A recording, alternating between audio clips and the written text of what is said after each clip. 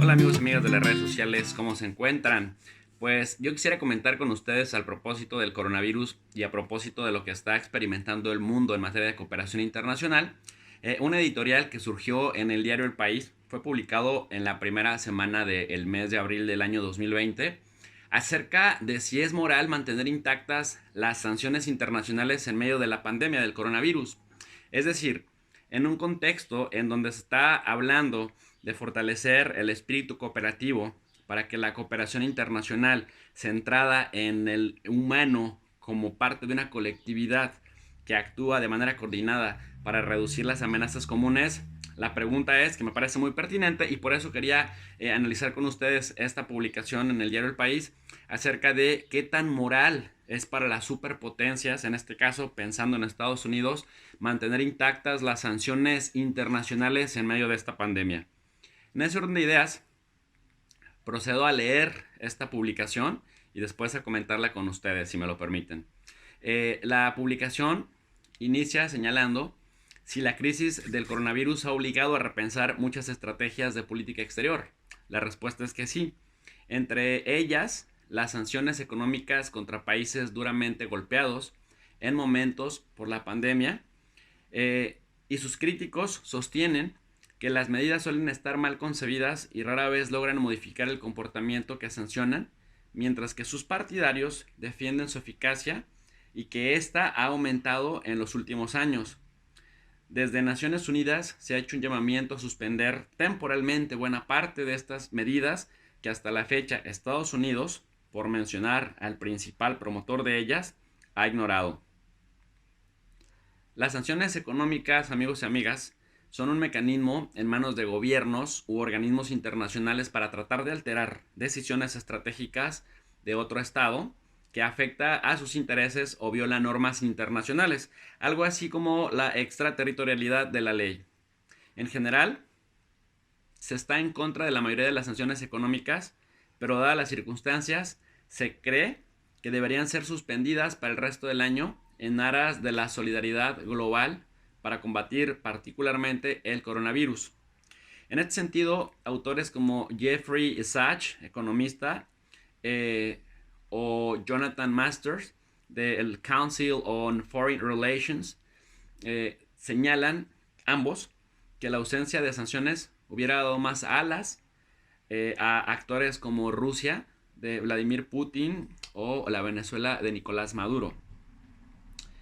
De hecho, señala la editorial del diario El País, para el presidente ruso, el alivio de las sanciones en estos momentos es un tema de vida o muerte. El presidente ruso propuso hace unos días al resto de líderes del G20, en donde participan Japón, Italia, Francia, Reino Unido, Estados Unidos, Canadá, entre otros, que se han de alguna manera autodenominado, junto con Estados Unidos, eh, los encargados del orden global, tratando de excluir un poco a Rusia y a China. Bueno, pues Putin propone al G20 el levantamiento temporal de sanciones porque idealmente se debería, dice Putin, introducir una moratoria conjunta sobre restricciones a bienes esenciales, así como a transacciones financieras para su compra. En este sentido, remarca el presidente ruso Vladimir Putin, estoy hablando de los países que más sufren de esta pandemia. Al final del día es una cuestión de vida o muerte, porque es un asunto puramente humanitario. Desde que se anexionó la península ucraniana de Crimea en el año 2014, Rusia ha estado bajo una oleada de sanciones que han ido aumentando por su participación en el conflicto del este de Ucrania y su injerencia en procesos políticos. Para Roland Frondenstein, que es directivo de la Wilfried Martin Center for European Studies, Rusia está intentando debilitar las sanciones mediante segmentación, pero la causa, la anexión de la península ucraniana y su intervención en países no han desaparecido y Moscú no está cooperando para cumplir los acuerdos internacionales. Así que Putin recurre a razones humanitarias. Así lo remarca Roland Freudenstein. Analistas como este señor señalan, sin embargo, que no hay ninguna conexión entre las sanciones impuestas a Rusia, a ciertas personas y empresas, tecnología, sobre todo armamentística y transacciones financieras, y la emergencia sanitaria. En este orden de ideas, señala este autor, no es nada nuevo que en Rusia y otros países haya habido críticos potentes contra las sanciones porque las sanciones no les convienen, y menos en un contexto difícil como el del coronavirus. Frente a esta actitud de incertidumbre, Irán y Estados Unidos han convertido la crisis en arma arrojadiza, encastillados en la enemistad y desconfianza recíprocas. Teherán ha responsabilizado a las sanciones estadounidenses de sus dificultades para combatir el brote, obviando su notoria mala gestión, señala el diario El País. Solo con las muy cuestionadas cifras oficiales, Irán lleva casi 50.000 casos confirmados de coronavirus y más de 3.000 muertos. También se le atribuyen el 90% de los contagios en el Oriente Próximo. Expertos en salud pública y activistas de derechos humanos señalan que las sanciones están dificultando la lucha contra el coronavirus. La práctica expulsión de Irán del sistema financiero internacional hace casi imposible para el país, para Irán, importar los suministros que necesita para combatir el coronavirus. Solo en la primera semana de abril del 2020 se logró la primera transacción para facilitar la exportación de productos médicos a través del mecanismo europeo INSTEX, creado en el año 2019. La actitud orgullosa de los dirigentes iraníes, señala este editorialista, tampoco ayuda al país, ya que los iraníes han rechazado no solo la ayuda humanitaria de Estados Unidos, sino también la de organizaciones como Médicos Sin Fronteras. Washington, por su parte, ha seguido reforzando sus medidas desde que decidiera retirarse del acuerdo nuclear en el año 2018 con el indisimulado objetivo de poner al régimen iraní contra las cuerdas, una decisión que se le puede volver en contra. Autores como Karim Sadyapur, quien es un analista del Centro de Reflexión del Carnegie Endowment for International Peace, y que está en contra de las esperanzas de Washington de que el COVID-19 pueda acelerar el colapso de la República Islámica, señala que lo más probable es que el virus acelere el paso de un régimen clerical a uno que es militar. Pero estos, amigos y amigas, solo son especulaciones. En plena pandemia, por su parte, Corea del Norte, otro sancionado, ha retomado su campaña de lanzamiento de misiles, los últimos el pasado última semana de marzo. De ahí que no aparezca y no parezca tampoco que el régimen de Kim Jong-un tenga gran interés en frenar los castigos internacionales pese a la debilidad de su economía. Dicho de otra manera, no le importa.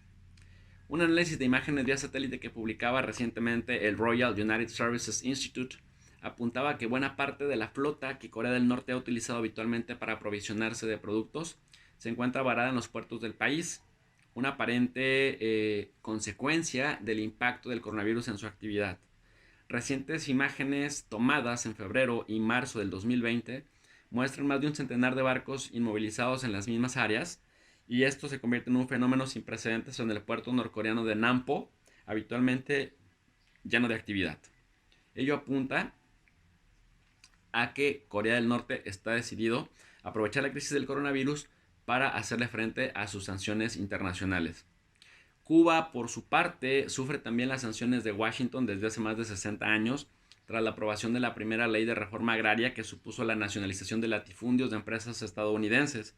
Recuérdese que en el año de 1962, John F. Kennedy ya decretó el embargo total del comercio con Cuba, y a partir de ahí congeló todos los activos cubanos en su territorio, vetó las importaciones de la isla y prohibió la realización de transacciones en dólares con Cuba, dando comienzo a lo que se conoce como la persecución financiera. El último paso de Donald Trump contra la administración de Maduro consiste en acusarle a él y a 11 dirigentes de tráfico internacional de drogas.